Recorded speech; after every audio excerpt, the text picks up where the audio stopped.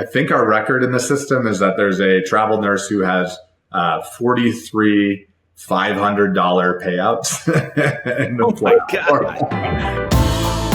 Thank you for joining me for another episode of On the Clock and Off the Record. Each episode is brought to you by Atlas MedStaff, unapologetically human. Today's guest is David Folwell, the founder and CEO of Staffing Referrals, the first automated referral platform built specifically for the staffing industry. He's a tech guy who speaks fluent recruiter, and he's spent the last few years helping agencies turn their existing talent into scalable, trackable referral machines. I didn't trademark that. You can have it if you want. I've got a new tagline to go from here. There you go. If you've ever wondered how to get more out of your candidates just from word of mouth and prove the ROI to your CFO, David is the guy. And he's got his own podcast called The Staffing Show, which I have been on before. So, David, welcome to On the Clock, Off the Record. Are you ready? I am ready and excited to be here. Thank you for having me on the show. And thanks for the great intro. Yeah, you bet. Give me a little bit about yourself first. So David Folwell, president founder of Staffing Referrals, live in Denver, Colorado, love running ultramarathon, snowboarding, skiing, everything outdoors, and am a huge tech nerd, giant tech nerd, love AI. Apparently I'd asked ChatGPT the other day, how do I compare it to the average user? And it said I'm 5 to 7 times using it 5 to 7 times more than the normal power user. Power user. Oh yeah. My gosh. Yeah. So I'm excited about tech, excited about how it helps simplify, it can make our lives better. So. Awesome. All right. First segment, On the Clock, all about you, Staffing Referrals, the product that you put out in the market that we use every single day. Let's start with the big picture. What problem did you set out to solve when you launched Staffing Referrals? I'll give it from a couple different perspectives. The initial problem from my own perspective is I was running a marketing agency and I was doing marketing for a couple healthcare staffing firms. It was pretty much a inbound agency. I was managing HubSpot. We were doing content, so like a fractional CMO. And I was getting the same pressure I think everybody in marketing always gets, which is how do we get a better ROI? How can we drive more placements? What are the strategies we can put in place?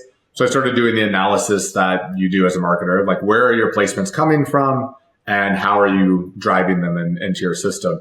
The one agency I was working with was a $100 million healthcare staffing agency. Approximately 25% of their placements were coming from referrals.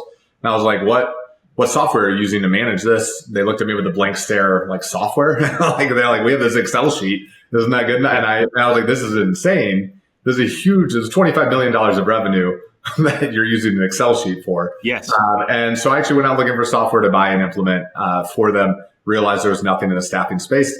And that was the foundation of Staffing Referrals. That was about 8 years ago. It was kind of a side project. And from a candidate perspective, if you're a traveler, one of the things when I've gone to TravCon, had conversations with travel nurses, what I heard consistently was I refer my friend to this agency and I reached out 3 months later after I found out she's working there. I wanted to get my payout and they're like, we don't have any record of that. And the recruiter's no longer there. Yeah. And now I'm never working with that agency. I'm never referring somebody to that agency. So there's this transparency element and trust element in the staffing industry that I feel like was missing in this component. That is just unfair. It's, you're getting people to refer to you. You should know you're going to receive that payout and have transparency into that process. Yeah, perfect. And honestly, the story you told was everyone's story, right? We were all just using spreadsheets. Yeah. Or we would create a task in Bullhorn and send it to a payroll person, right? Yeah. And you know how well sometimes tasks do or do not work in Bullhorn. And so they can be very easily forgotten. So yeah, you're having a product like yours really fit into a market that had nothing like it at the time. Yeah. And I just think it's important that when somebody gives you a referral, that's a big deal. Like that matters, and making sure that person gets paid out in a timely manner. I've talked to some staffing agencies who are like, oh, well, we only pay people out when we get asked about it. And it's like, that's not good business. That's not a good way to operate. And so I think just like kind of leveling the industry up. And if you look at market trends, it's So over half of Fortune 500 companies have a digital referral program now. Yeah. And staffing, everybody in staffing is going to have a digital referral program at some point. So. Yeah. All right. So you've worked across a lot of different staffing verticals.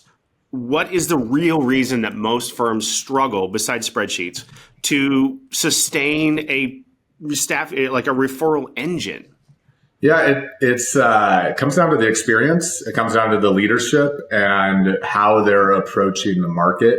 I think there's a couple different elements. So on the core of any good referral program starts with the culture of the staffing agency.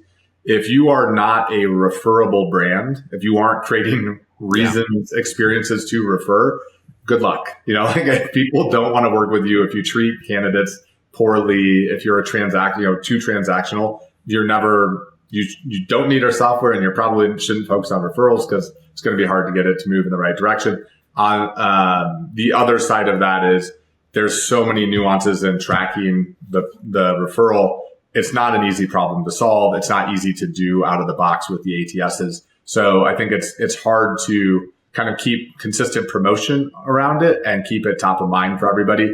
But I will say that the agencies that do it well, like yourself, we were just talking about this right before. I mean, you guys are based off of our data in the top 5% of all staffing firms in terms of the percent of placements you have coming from referrals. You guys are absolutely killing on that front. And I think that's a testament to your guys' the care that you put into the experience that people have with your brand. And you're like, we care about the people and we care about making sure that we have relationships with them. So. Well, and that's a conversation you and I had early on when we first met. Was you got to walk the walk, right? I mean, there's a lot of talk in this industry or whatever. You have to walk the walk when it comes to that type of thing, and being there for them and showing up every day. So I think you're 100% right on. Absolutely, yeah. It's funny. Some people are like, oh well, it's our one thing that happens in the industry that's kind of funny is that people will come to us with. We don't get any referrals at all, and we want to buy software. We have less than 1% of our placements come from referrals. Nobody's referring to us, so we want to buy software, and that's going to fix it. And I'm like, no. Like, if you are getting zero, that means that you have a product problem. Exactly right.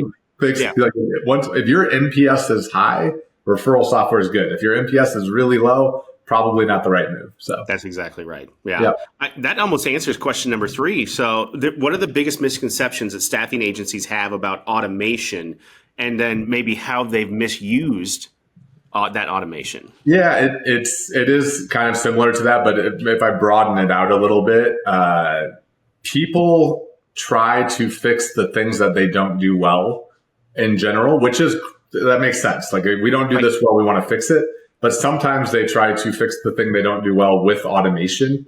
And when you automate something you do poorly, unless you change the process, you just scale a problem. and so I've never heard it referred that way, but that's totally true. like if you're doing something well, automation is going to have a huge ROI. It's like if you have the components in place. So I think that the misconception with referrals. I talked to somebody the other day and they're like, oh, well, we get so many referrals, we don't need software for it. And it's like, that's actually the opposite. If you get a lot of referrals, then you, without this, are creating bad candidate experiences and you're not automating the thing that you're going to get the most value from. So I think sometimes automation is, if it's replacing a bad process, that's one thing. But if it's amplifying a bad process, it's not the right route to go. So, yeah. Okay. So how has your platform evolved from a recruiter behavior versus candidate behavior type of perspective? Two things. So one, we initially built this as a tool to give to recruiters to make it so recruiters could live in there. And we realized like recruiters are so busy, they do not need more tools. They do not need more time to spend in these platforms. And so we've shifted it to be like, how can we make it work in the background kind of seamlessly where they're not having to think about it? There's getting, more engagement and more referrals from the platform. And then from a candidate perspective, we continually try to make it so it's a better experience. There's more transparency and that the payments are happening on more frequently and at the right time. We want the candidates to be like, this is easy. And I know when I refer to this agency, I know I'm going to get paid out because they're actually tracking it and they care enough to track it versus, somebody who's maybe, we call it there's the resume black hole. There's a referral black hole too. Yep. And we're trying to eliminate that from a candidate perspective. Well, with us, it was consistency and reliability, right? Yep. I mean, that was really it. And that automation saved us so much time and effort on the payroll side. So I think that's, from both a candidate and a recruiter's perspective, that's how it's made it better. Yeah, absolutely. All right, last question on the clock. There's always been a fear that automating something like this, like referrals, would make it too impersonal. What's your response back to a company that tells you that? No, this feels too impersonal. I can't automate this piece. I'm just going to stick with my spreadsheets. The thing, you're not automating the relationship away. You're automating the parts of the tracking and management that nobody should be doing. I think that's what AI and automation are over time going to eliminate parts of conversations, actions, activities that are not value add, that are not human, that are not relationship focused. And and we say it all the time, and it's in theory in some instances, but in long run, I really do believe that this is going to allow us to have more time to actually connect, to talk to people, so that we're not spending time going out and manually tracking how many hours did this person work and when do they need to get paid out. It's like, that's not something that somebody needs to do. Like if we can automate that, and then that person can go spend time actually doing things that humans are best at. And I think that divergence in the world is going to accelerate pretty rapidly in the next few years with AI. So I don't doubt that one bit. Not one bit. Let's move off the record now. So these questions are more for after you've had a couple beers, let's really talk about business now. Let's really talk about that. So in the beginning, let me take a step back. You've had a front row seat to how rapidly our industry has changed. What is one of the things that you got wrong in the beginning? Just in general, I think that I thought staffing is staffing, period. And we were selling to every single staffing firm, no matter what. It's kind of like the basic startup founder issue, but we didn't have an ideal customer profile. We didn't know who worked best with our software. If you wanted our software, we were selling it to you, period. If you're a one-person shop and didn't have any candidates or customers yet, but you want a referral software, we're like, yeah, have it.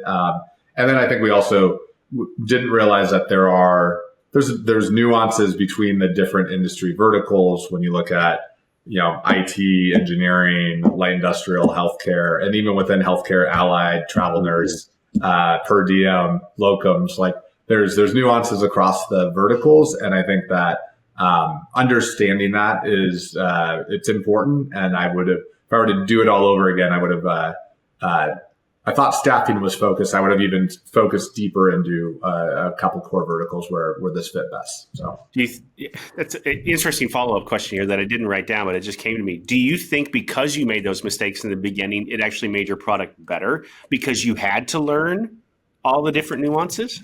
I would actually, it helped us figure out where we fit. So that's one way to look at it. It helped us identify where it makes the most sense.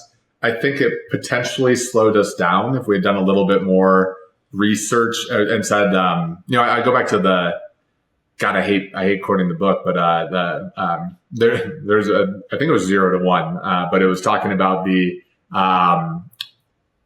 figure out what your exact, the specific niche and niche down as far as you can and win that all the way through and then expand. And I think I thought staffing was niche down far enough. And I think if I were to do it again, I probably would have said I knew I came from a healthcare staffing background. I used to work at CMO's Travelers Haven, help launch Hotel Engine there. And that was where, that's where this product was kind of born and intended to fit. And then I think we went wider sooner than we probably should have. And I also would say that integrating with all of the ATSs, we integrated with the majority of them in the first 16 months. And it was like that, not majority, but a lot of them. And it was like, didn't think about the maintenance side of that, and or if that was, probably would have shifted on that one too. So. Interesting. Okay. Was there ever a time where you thought this is not going to work? I did. It just for whatever reason. Yeah, there's been a handful of those moments. I think the staffing industry is so much more volatile than I realized, and I think that the last 5 years in staffing have challenged everybody's perspective of what reality is and how what the long run looks like. So I think the early days of the pandemic, there's like a 3-week period where everything froze, where it's pretty scary. Yeah. There's the last 2 years, depending on what industry you're in, has been relatively challenging in staffing, and the model's shifting pretty quickly right now. So, has there been a client that has done something with your platform that you were like, oh, I didn't think about that? One really cool story, and it's always fun to see people like get super into it, and then the requests that come of it. You guys actually did this as well naturally, which is cool. But you guys, the first person that did it, they took like, hey, we want QR codes for all of the recruiter pages and all of the for them, those branches and offices, because integrity staffing and light industrial, and they actually started partnering with local nonprofits. And there was one that was like a women's shelter, and they partnered with them and gave them QR codes to put on their walls so that people could refer, and then they would donate the referral bonuses back to the nonprofits. And they had one of the shelters had I think it was over 20 placements from one person who was like, I'm going to refer all of my friends into this. And so we've seen that play out where there's community outreach and helping people get jobs that need them. And then so I thought that was a really cool use case. And then one of the just highlights is I think our record in the system is that there's a travel nurse who has 43 $500 payouts in the platform. That's it's over a 4-year period. But I'm so if there are some people who get into we call it the ambassador dashboard. If you're working with Atlas and you go to refer a friend, you're going to get a unique link that you can go share with your friends. And there's travelers who take those links, they drop them into their Facebook groups, they text them to their friends, and we've even had people blog about them. We had somebody that was taking, and he found 3 of our customers, and he was promoting 3 of our customers in his blog consistently with his unique links, like an affiliate program, to drive people through the platform. And so I think that there's the people who kind of see it as oh, I could make some extra money on this and help my friends get a job as well. It's pretty cool. And I love that, to see that. I love to see people make money on it. And it's a win-win-win. And I personally am from your perspective, you have the choice of, do I want to pay my travelers? Do I want to pay the people that I care about the most? Or do you want to pay Vivian or Indeed? It's exactly. Let's make it so that we're paying the people that are helping you. So, and quite honestly, they're better candidates too. So yeah. Stay on contract, they redeploy, stay on contract. It's a better path. Yeah. Okay, what's something about running a staffing tech firm that no one warned you about? Cash flow. Businesses in general, cash flow is the thing that you hear people talk about cash flow. You don't know what that means until you run a business. So that's basic. But from a technology perspective, the prioritizing feature requests and all of the uniqueness that everybody thinks that they have, because I think a lot of staffing firms, and there are unique elements to staffing firms, but how people define that is quite a bit different depending on the agency. And I think sometimes people get really stuck on this is the thing that is so critical and it has to be part of it. And it's well, I can show you 30 examples over here where it's working really well without that. But it's that element of it has been, challenging for me, and probably even more challenging with my ADHD brain, where I'm like, they're all priorities. I have that problem too. So. All right. Last question, and off the record. You've interviewed a lot of leaders on your podcast. You don't have to name names. What is the biggest bullshit answer that you think you've ever received to one of your questions? I don't know if I have I can't think of a specific one. So I don't have like this is the specific answer. So this might be a bullshit answer. I'm going to write this one down for me then. Yeah. You could answer if you ever get this question. You can be like, well, actually, David did it too. I think that there are interviews that stay so surface level where people share no details, no specifics, and it feels like I feel like I talked to a corporate, like the GE legal PR person, and I was like, I don't know what value was created there. I mean, I think that the being human and talking about real stuff is important. I think sharing real things is valuable, and I think that that element of it occasionally can get lost when people are on camera, or they think like, I don't want to go too deep here. So, but not a great specific answer there, but. No, I think it is. It reminds me of the like the stock answer you get after a football or baseball game or something. Yeah. Like, you had a great game. Tell us what happened well. Well, the team played well, and I'm really proud of my guys, and whatever. Like, that's not an answer. That's not an answer. I'm like, we all, you could have put that into ChatGPT and actually probably gotten a lot deeper. All right, rapid fire, or finish the sentence for me, okay? Yeah. Here we go. Pizza, wings, or burgers? Burgers all day, but I did work at a pizza place and I love pizza. So. Wow, so wings last. Interesting. Okay. Yeah.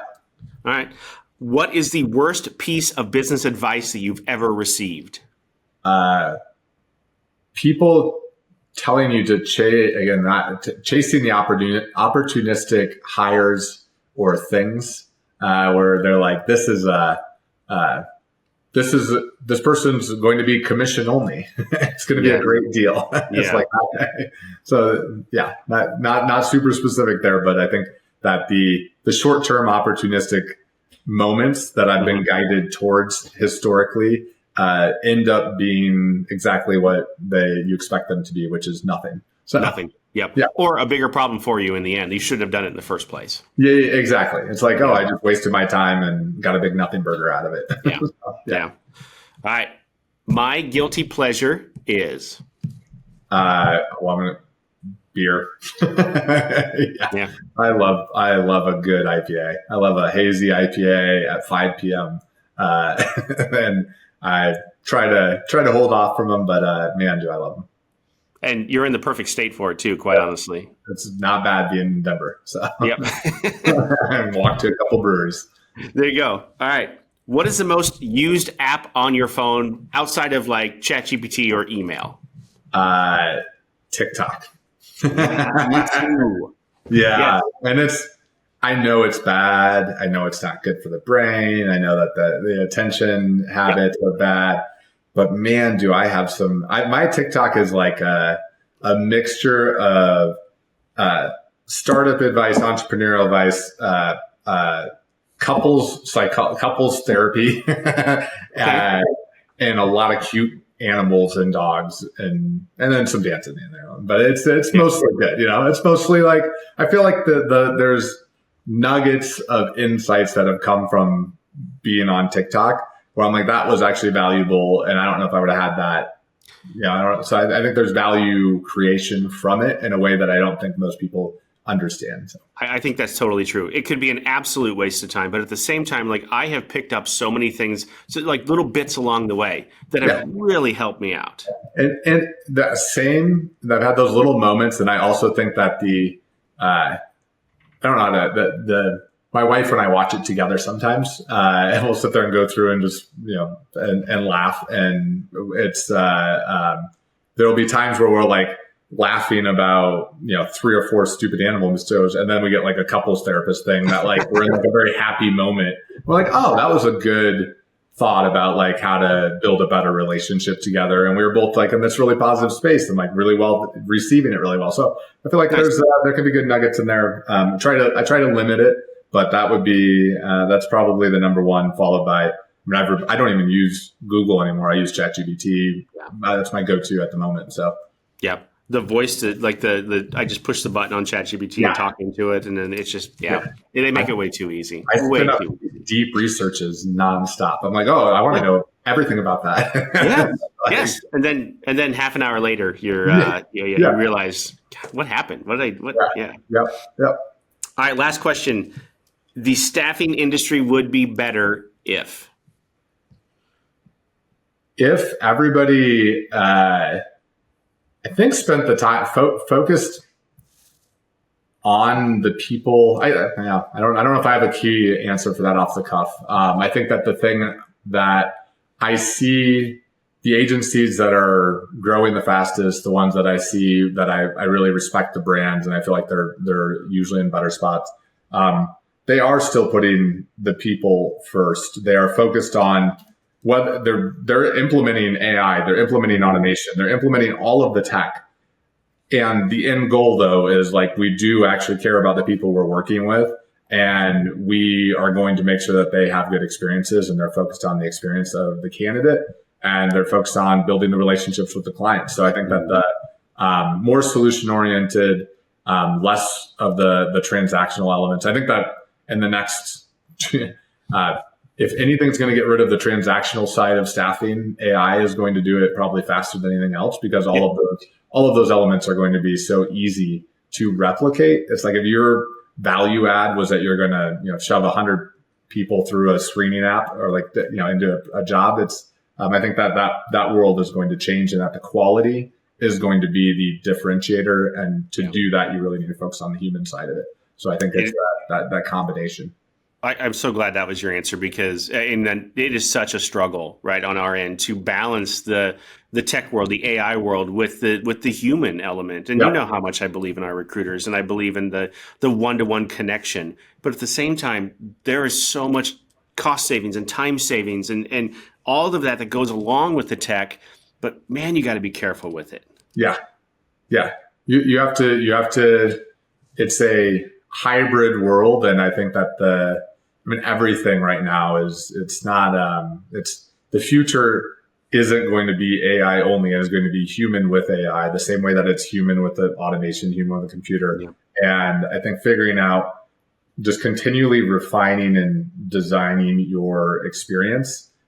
This is something that I'll just add to it. Like I think you and I have talked about this potentially on my podcast, but like go through your candidate's experience, walk that journey and feel what they would feel. And if you're frustrated with it, think about how many thousands of people you're frustrating every day, and have some empathy. And then also that empathy will turn into business outcomes. So, it's a win-win on that front. So we actually did talk about that. And I went through that exercise shortly after that, and identified, and I had Steve do it too. I had Seitner do it. I had Joel do it. Right. And we all identified, these are silly roadblocks here. Why do we have this? Yes. Yeah. And they happen over time. It's nobody means to create these experiences, but when you build a business over the years, there's the process debt that gets built into the system. And that'll do it. All right, David, thank you so much. I really appreciate you being on the clock and off the record with me today. Any last words for the people listening, either the travelers or other agencies? I know other agencies listen to us. Like, give me your pitch here in a couple seconds. I think the future of staffing is going to be about connecting with and building relationships and building great experiences. And I think that the quality of the people that you bring to the market are going to matter more than ever. The thing that we're seeing the most, the reason we're seeing a lot of demand for staffing referrals right now, is I think that all of these tech tools that every staffing agency is adopting, your customers now have too. Your customers have Indeed going after them. They have all the AI recruiting tools. So what is it that you're doing differently? Like the value chain in staffing is changing right now. And I think that value chain It's going to be about what do you have access to that I do not have access to? And what can you do that I can't do? And right now, I think, I'm biased in this, but I think that is the talent network that you built. It is the database that you built. And I think that that's a key element of it, and will be kind of a differentiator in the future. Fantastic answer. Thank you so much for being with me. I appreciate it. And we will talk soon at a conference somewhere, I'm sure. It's good seeing you, Rich. Thanks so much for having me on. All right. Thank you. Join us for our next episode where we talk to another industry insider about the staffing world.